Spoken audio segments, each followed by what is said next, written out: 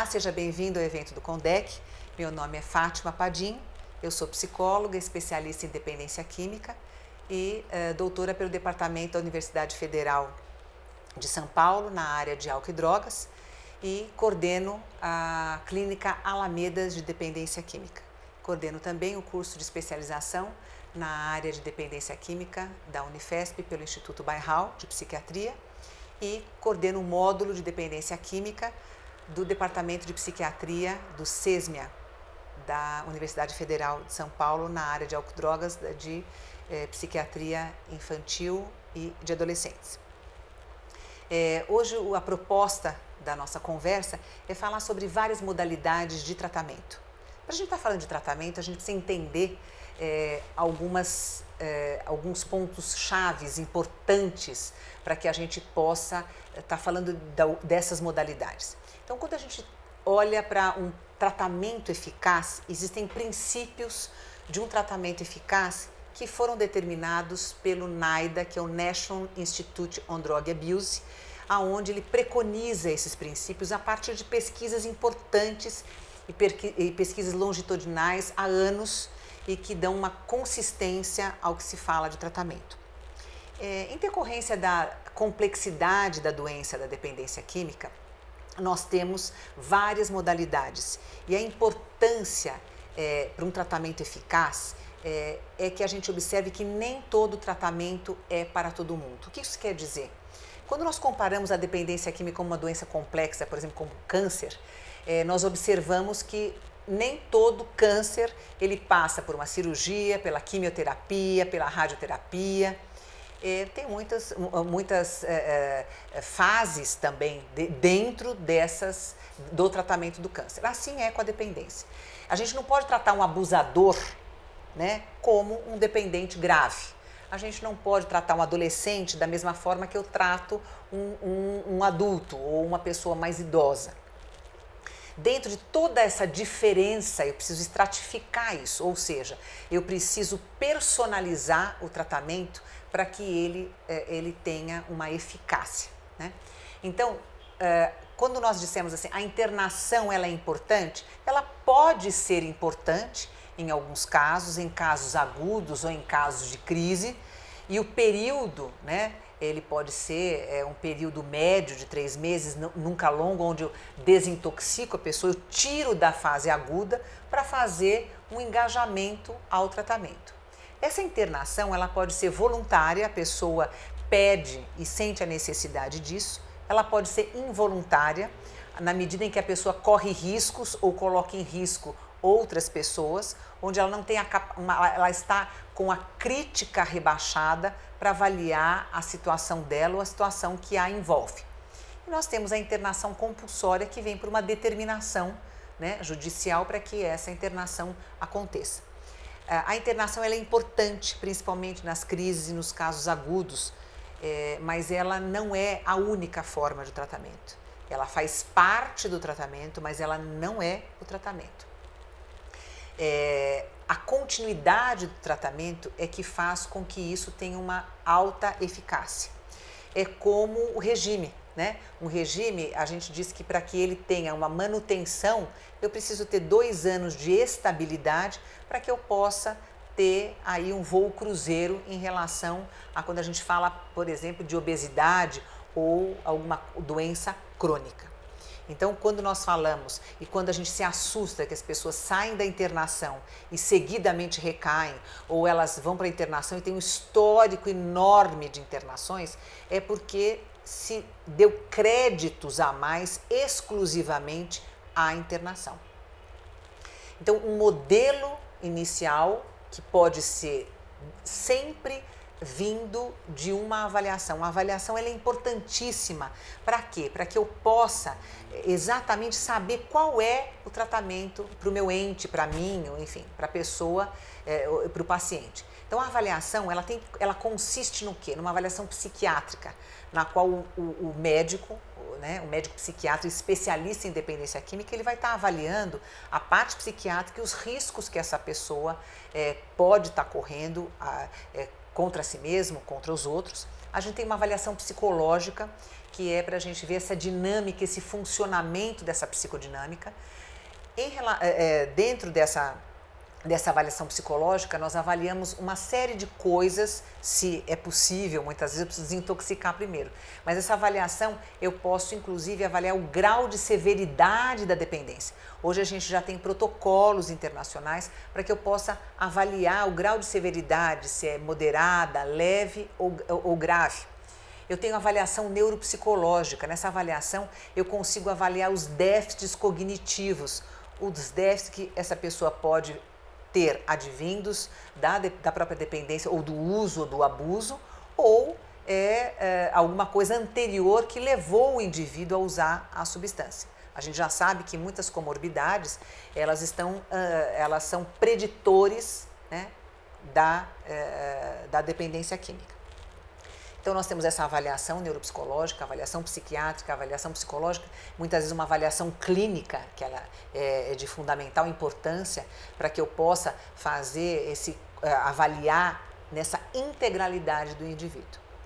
A partir dessas avaliações, eu vou determinar, e também de uma avaliação familiar, hoje nós fazemos, a família é peça fundamental no tratamento, ela além de ela tem que participar do tratamento, ela precisa ser cuidada também. Então, nós também temos essa avaliação familiar. A partir dessa avaliação, o que nós fazemos? Nós vamos optar por a questão do tratamento, que pode ser a internação. Na internação, o objetivo central, eu faço uma desintoxicação, eu tiro o paciente da crise, eu dou um suporte familiar, eu faço uma avaliação um pouco mais in loco, e sem uma série de variáveis e principalmente sem o efeito da droga.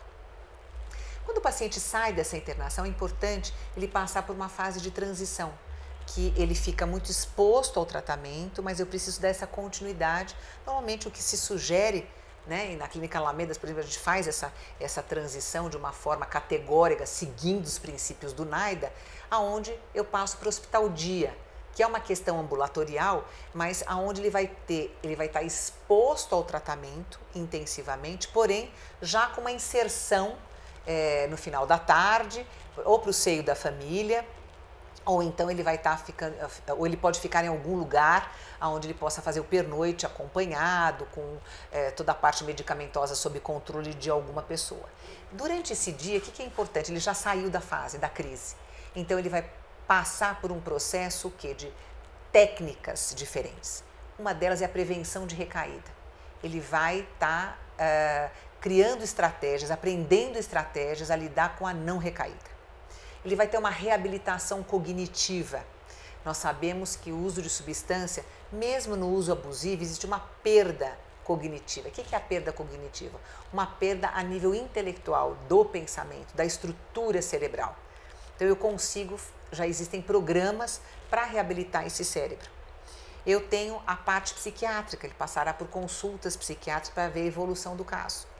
Eu passo pela parte de psicoterapia individual, para poder, inclusive, criar toda uma rede pessoal de apoio, para que ele possa ter aí intervenções individuais e para que ele possa ter comportamentos mais funcionais. A psicoterapia, ela adequada, é a terapia cognitiva comportamental, né? Essa é uma abordagem que ela é utilizada e que ela é indicada tanto nas pesquisas como nos grandes institutos como protocolo de maior eficácia para o tratamento da dependência química.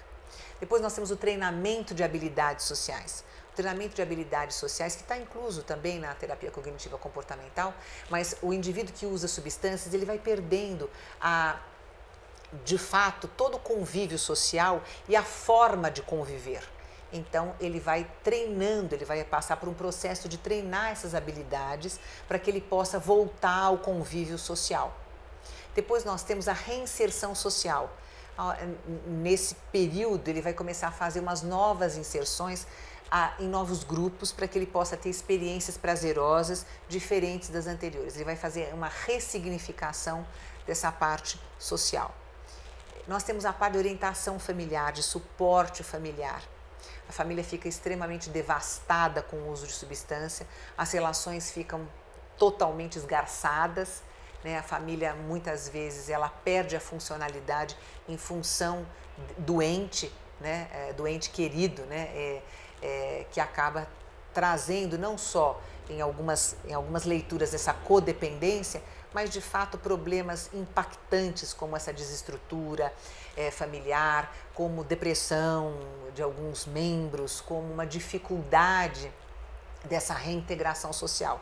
Então é muito importante que essa família tenha o suporte, que essa família tenha essa parte de orientação familiar. Hoje nós temos intervenções familiares aonde você consegue auxiliar essas famílias, não só na parte psicopedagógica, para que elas entendam a questão da dependência química, mas que elas aprendam também a lidar com esse ente que vai passando por fases, e é importante que ela perceba essas mudanças, reforce essas mudanças, mas ela também precisa ter todo um aparato emocional e dentro dessa psicodinâmica para poder lidar com uma nova fase e para que ela possa contribuir para essa mudança do ente dela. Dentro dessa perspectiva, depois nós temos uma outra modalidade, que é quando você vai fazendo uma reinserção na parte acadêmica, ou o que a gente chama reinserção ocupacional, né? Que pode ser através do neurocoaching. Né? O neurocoaching ele visa reinserir esse paciente, essa pessoa, esse indivíduo a novas propostas acadêmicas. Né? Juntamente a isso, pode vir a terapia ocupacional, né? Que ela tem essa junção com o neurocoaching, que vai ajudar o indivíduo a que ele possa voltar às atividades ou acadêmicas, no caso do adolescente, né? Que ele perde, do jovem, muitas vezes o grau universitário, mas também a pessoa, o indivíduo que já perdeu uma série de empregos, enfim, ele vai fazer essa reinserção através desse neurocoaching. É uma nova abordagem, mas que ela tem que vir no momento onde já faz parte de um processo de evolução. Hoje é muito utilizado também o mindfulness, que é o processo da meditação, onde a pessoa consegue aprender técnicas para que ela possa ter um autocontrole e para que ela possa controlar a ansiedade, o nível de estresse, bem como o biofeedback.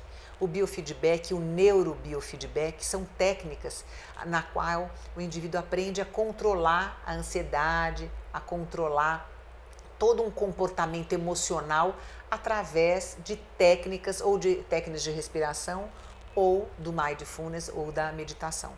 Então hoje nós temos inúmeras técnicas que dão suporte para que esse indivíduo, esse abusador ou esse dependente, ele possa estar superando essa doença crônica ou então essa questão do abuso. O tratamento, ele em algum momento, depois dessa grande exposição, ele vai passar sempre por processos de avaliação. É muito importante, é um outro princípio do NAIDA, que eu sempre reavalie esse processo, para que eu possa estar adequando o tratamento à nova fase. Porque o que acontece muito é a gente estar pegando o mesmo caminho, querendo objetivos diferentes. Então, dentro do âmbito do tratamento, nem todo tratamento é para todo mundo, eu preciso ter essa reinserção social, eu preciso da terapia individual e grupal, eu preciso da parte medicamentosa, eu preciso de um monitoramento de uso. É importante todo tratamento fazer um monitoramento através do exame de urina, né? A gente sabe que existe uma série de comportamentos que depois eles se misturam e que a família e o próprio profissional ele pode confundir muito, ou o paciente começa no uso e a família não percebe ou não está usando e tem um comportamento muito parecido ao de uso e desestrutura a família e o paciente acaba achando que não estão confiando mais nele. Então eu preciso ter dentro de todo o bloco do tratamento, seja ambulatorial, seja depois só um pouco mais individualizado, onde eu tiro essa questão do hospital dia, eu preciso fazer um monitoramento do uso para que eu me acerque de uma segurança de que não está tendo uso, para que eu possa sempre ter uma avaliação esses blocos de tratamento o mais fidedignos possíveis. Dentro desse processo que pode acontecer a internação, que pode ter o hospital dia ou que pode ter as psicoterapias mais individualizadas, eu também preciso observar que tem alguns pacientes que não precisam da internação e que nem mesmo de uma exposição mais intensa de hospital dia. Para que eu saiba exatamente qual é o parâmetro que vai me dar o caminho, né, o modelo de tratamento, eu preciso estar pautado de fato em coisas concretas que são todas essas avaliações que eu relatei no início. Então, a avaliação inicial, ela tem uma diferença dessas avaliações que eu vou fazendo durante o processo do tratamento. A avaliação inicial, ela vai determinar qual é o norte do tratamento, como que eu vou começar, como que eu vou estruturar esse tratamento. E as avaliações seguintes, elas vão estar fazendo ajustes no tratamento. Então, uma avaliação neuropsicológica que eu fiz inicialmente, né, no início do tratamento, eu vou fazer 1 ano depois e eu vou ver, ele teve ganhos cognitivos, eu consegui reabilitar déficits, quais o que eu não consegui, para que eu possa estar olhando para essa área cognitiva de uma forma diferente do que há 1 ano atrás, por exemplo. O exame de urina, ele começa numa intensidade semanal, depois eu posso quinzenal, depois eu posso fazer aleatório, né?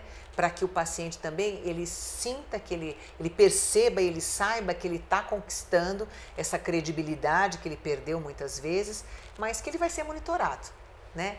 E que isso não é porque é com ele, mas existem alguns protocolos que precisam ser seguidos, né? Quando a gente fala de personalização de tratamento, de fato, eu estou personalizando para aquele paciente, mas tem algumas pilastras que são comuns a todos, como o monitoramento, como exames de sangue de rotina, onde eu tenho que cuidar de algumas doenças, como DSTs, doenças sexualmente transmissíveis, como a AIDS, até porque muitos dos pacientes que fazem uso de substâncias abusivo ou de dependência acabam perdendo a crítica e correndo alguns riscos ou de doenças sexualmente transmissíveis ou mesmo de HIV.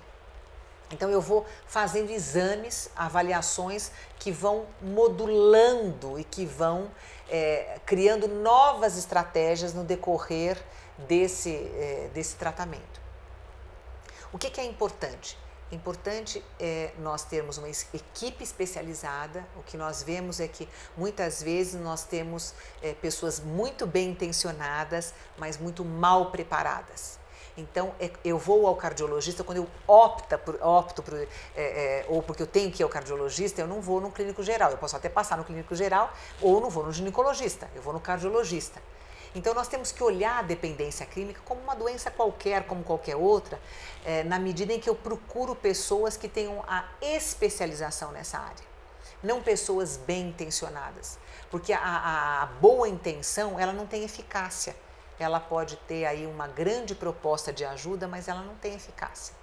Dentro dessa questão do tratamento, eu tenho o profissional especializado em dependência química e dentro dessa especialização da dependência química, todo profissional que vai estar reinserido nesse contexto, seja o psicólogo, seja o neuropsicólogo, seja o terapeuta ocupacional, seja o neurocoaching, seja a pessoa que está, o psiquiatra, ele tem que ter uma especialização na área de dependência química, né? Exatamente pela complexidade. E se em outra doença eu procuro um especialista, nessa eu também preciso procurar um especialista.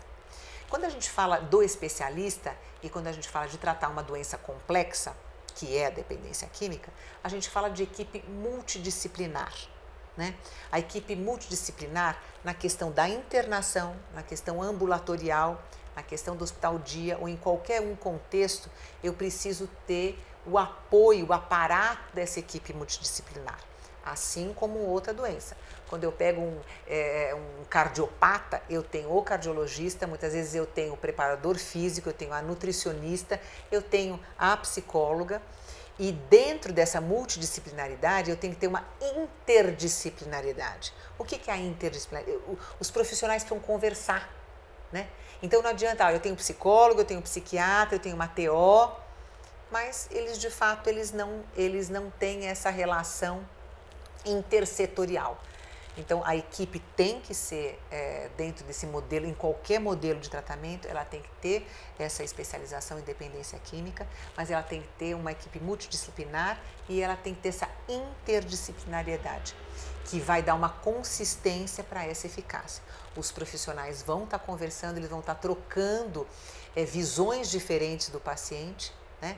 Então o neuropsicólogo ou o psicopedagogo que está reabilitando esse paciente, ou o próprio psicólogo e o psiquiatra e toda a equipe, ela vai estar discutindo o caso junto com a família, obviamente, para que a gente possa ir mudando esse tratamento e ajustando esse tratamento na evolução do tratamento, na evolução do paciente. Então, nós temos uma importância de saber que nem todo tratamento é para todo mundo. Eu preciso de uma equipe multidisciplinar, essa interdisciplinariedade, e eu preciso seguir critérios como eu sigo critérios para qualquer outra doença.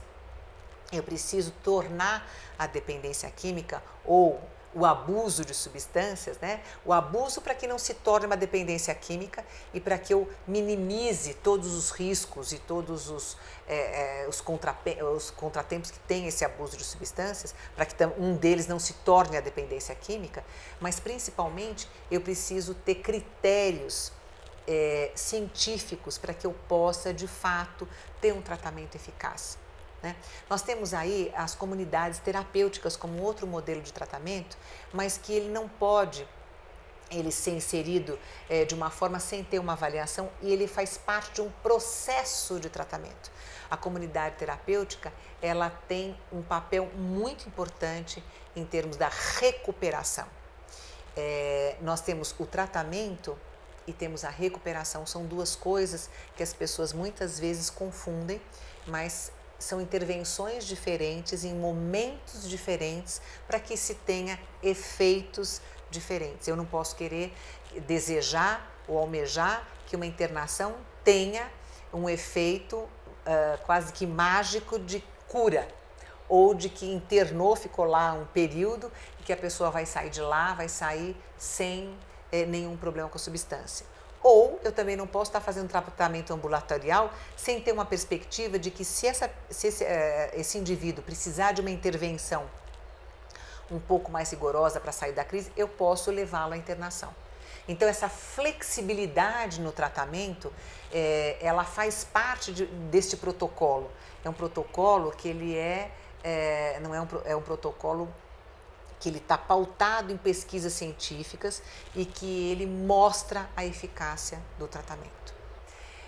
Quando nós falamos de complexidade de tratamento, existe também a possibilidade de eu tratar um paciente mais complexo e mais grave sem internação? Existe. É lógico que eu vou despender esforços maiores.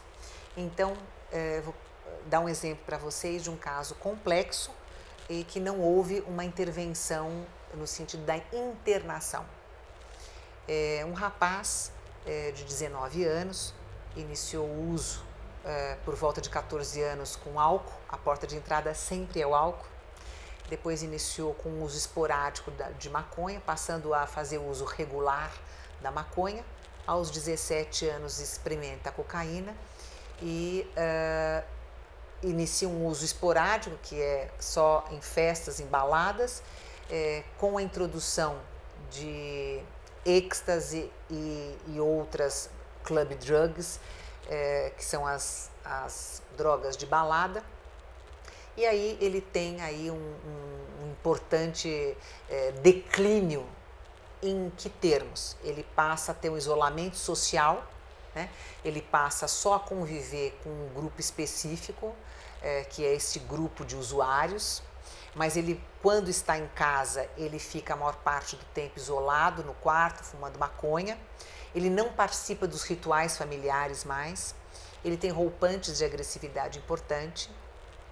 E ele passa a ter um baixo desempenho acadêmico, apesar de ter sido um rapaz extremamente inteligente e ter tido um sucesso escolar até os 15 anos. Ele começa com reprovações na universidade, né, e com essa disruptura de comportamento. Ele vem para o tratamento e o nosso grande objetivo com ele é mobilizá-lo, estimulá-lo, motivá-lo para que ele volte a ter um desempenho escolar bom, né? E ele começa a ter outras implicações em termos emocionais, com namoradas, né? Com relacionamentos inconstantes. E aí se faz um plano de tratamento após essa avaliação neuropsicológica. A gente já percebe que ele tem ali um déficit atencional importante, né? Ele já não consegue manter o foco de atenção, ele tem aí um QI de médio superior, que pode ser um grande facilitador ou não, né? Depende o uso que ele está fazendo disso. E aí a família, inclusive, é muito disposta e com uma disponibilidade de mantê-lo sob uma vigilância, um monitoramento maior. E aí a gente estrutura um plano de tratamento para ele, na qual ele vem para os atendimentos psiquiátricos, ele inicia a reabilitação cognitiva 2 vezes por semana, 1 hora e 1 hora. Nós fazemos um monitoramento de urina semanal, inicialmente, e as saídas dele, né, existe um contrato terapêutico onde ele se compromete a não fazer uso de substância, a tomar medicação adequadamente, a não sair sem estar acompanhado de um familiar ou de um acompanhante terapêutico, de que ele venha ao tratamento e de que ele volte a cursar a universidade, que ele já tinha, ele entrou precocemente na universidade, ele ia fazer 18 anos, já estava passando com 20 anos, mas ficou neste primeiro ano durante os 2 anos. E a gente vai dar um suporte acadêmico para ele. Isso a gente faz por 3 meses intensivamente, né? Então ele vem para a reabilitação cognitiva e tem esse suporte medicamentoso, ele faz a psicoterapia com foco em prevenção de recaída. A família tem um suporte de orientação familiar semanal, mudando estratégias para que possa lidar com esse jovem de uma forma diferente. A gente agrega outras pessoas da família, que é o irmão mais velho, que já estava extremamente desgastado na relação. E depois desses 3 meses, ele consegue retomar as atividades dele físicas, educacionais, e ele tem um sucesso acadêmico, e aí a gente começa a retirar um pouco dessa intensidade de tratamento. Então ele começa a não ter acompanhante terapêutico no pernoite, somente aos finais de semana. E nós vamos nessa progressão, nessa modelagem de tratamento durante 1 ano, e esse rapaz, ele tem de fato esse sucesso, ele passa, né, de ano na universidade, ele consegue ter essa reinserção familiar de uma forma adequada, né? E ele segue de tratamento até hoje, né? Ele hoje está com uma exposição ao tratamento menor, mas ele está hoje com 22 anos, está aí na universidade, no 3º ano da universidade. Vem ainda com essa reabilitação, porque ele ainda precisa de estratégias aí, ele tem uma impulsividade muito grande, então esse é um dos maiores problemas no caso deste rapaz, por isso que nós mantivemos a questão da reabilitação. Ele faz as sessões de biofeedback, na qual ele controla a impulsividade e a ansiedade dele. A parte psiquiátrica é mensal, e ele faz aí a psicoterapia semanal dentro da terapia cognitiva comportamental, e a família vem para orientação familiar mensalmente. Em contrapartida, já tivemos outro caso que também de um jovem advogado com 27 anos, onde ele já tinha tido uma série de problemas com o abuso de substância. Ele já tinha tido 2 batidas importantes de perda de carro. Ele, inclusive, atropelou uma outra pessoa, estava completamente intoxicado. Ele já tinha passado por alguns tratamentos sem êxito. Ele não tinha menor motivação para parar. Ele estava num processo de vitimização onde a família era o problema, onde o trabalho era o problema. Ele começou a ter outros tipos de comportamento, onde além de se colocar em risco, ele estava colocando em risco outras pessoas. Ele não aceitava o uso de nenhuma medicação que pudesse dar um suporte, né? Então nós fizemos uma intervenção de uma internação involuntária, né? Principalmente num dos episódios onde ele entrou em casa. Ele mora num bairro onde, São Paulo, né, é muito difícil você falar um bairro que é menos perigoso ou outro, mas ele ele chegou em casa, colocou o carro na garagem. Ele mora numa casa, deixou a porta da garagem aberta, né, o carro aberto, com documentos, com carteira, e enfim, entrou para casa. E quando a empregada chegou pela manhã, a casa estava totalmente aberta, e ele não teve nenhuma consciência, nenhuma crítica de que tinha feito alguma coisa errada. Perdeu o emprego, né, porque ele tinha, além das faltas, ele estava cometendo erros importantes em termos de processo, né? Ele já estava com uma troca de dia pela noite, com uso ininterrupto, né? Então ele não conseguia mais, ele perdeu totalmente o controle do uso. Ele só usava aos finais de semana. Ele começou a usar de segunda a sexta-feira, e no sábado e domingo ele usava outros tipos de substância. Ele começou com falta de cuidados pessoais, então ele já não se importava, um rapaz bonito, um rapaz extremamente inteligente, com cuidados pessoais, né? Então, desde banho até alimentação, né? Então a família procurou, e realmente a gente não tinha um quadro que a gente pudesse fazer. Ele não tinha a menor aceitação, e a gente tentou, inclusive, fomos várias vezes à casa dele, né, para que ele viesse para o tratamento. Tentamos, mas ele estava completamente fora dessa crítica pessoal. Ele dizia, apesar de ter perdido o emprego, apesar de ter batido o carro, apesar de estar com um processo criminal de atropelamento, apesar de ter deixado a porta da casa aberta, né, pela madrugada, expondo toda a família a risco, né, apesar dos cuidados pessoais completamente em desleixo, ele não tinha a menor crítica a respeito desse estado. Então nós fizemos uma internação involuntária, e ele ficou por 3 meses, intoxicou, e aí ele ficou pronto, né, para passar por outro estágio. Então vocês vejam assim que muito próximo, porque são jovens, né, que tinham inicialmente um mesmo padrão de consumo.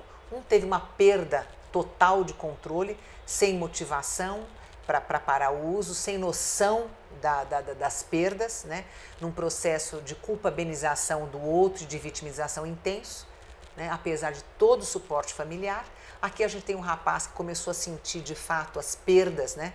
Então ele perde a faculdade, ele perde os amigos, ele perde a namorada, e as perdas para ele tem um outro significado, né? Apesar de um uso de cocaína, apesar de um uso que ele percebe a perda do controle dele. Famílias muito parecidas que deram o suporte, que procuraram a ajuda precocemente, mas nem sempre, e aliás, isso é uma coisa importante de falar, a família, ela muitas vezes tem a mesma forma de agir, com o mesmo suporte, mas a gente tem que considerar não só as substâncias, que são diferentes, mas personalidades diferentes, contextos diferentes do indivíduo que é usuário e dependente, que tem reações muitas vezes completamente diferentes a intervenções muito parecidas familiares. Então nós temos aqui exemplos de onde nós conseguimos fazer uma reinserção desse rapaz academicamente, socialmente, porque houve ali provavelmente ele devia estar menos deteriorado, vamos dizer assim. Então a aderência ao tratamento ambulatorial, ela foi mais eficaz. No caso desse outro rapaz, ele já tinha tido muitas perdas, mas provavelmente ele estava muito mais deteriorado, né? Mas nos dois casos, a continuidade do tratamento, tanto depois da internação deste rapaz como esse, vocês podem perceber que ele é longo, né? É como uma vez cardiopata, uma vez portador de diabetes, eu posso nem morrer da minha diabetes ou da minha cardiopatia, posso morrer atropelado, mas para que eu não tenha problemas graves com a minha cardiopatia ou com a minha diabetes, eu tenho que manter um tratamento, né, para o resto da vida, né? E muitas vezes com mais intensidade, outras vezes com menos intensidade. Muitas vezes o cardiopata, ele vai ter que ir ao cardiologista mais vezes, mudar a medicação, mas ele nunca vai deixar de ter cuidados alimentares, ele nunca vai poder deixar de tomar a medicaçãozinha dele, muitas vezes com essa oscilação e esse estratégia de manejo de medicação, mas alimentação, atividade física, ele vai ter que manter para o resto da vida, né? Assim como o portador de diabetes. A intensidade do tratamento ela vai mudar ao longo da evolução. O que é importante, então, por que a importância do tratamento precoce? E qualquer que seja o tratamento, a partir desta avaliação criteriosa. O tratamento ele tem como objetivo tanto da diabetes, da pressão alta, do cardiopata, do doente renal. A ideia é que eu espace as crises, né, para que eu deixe essas crises o mais distante uma da outra e que essas crises elas sejam menos intensas, né? Então, o portador de diabetes, ele vai ter uma crise.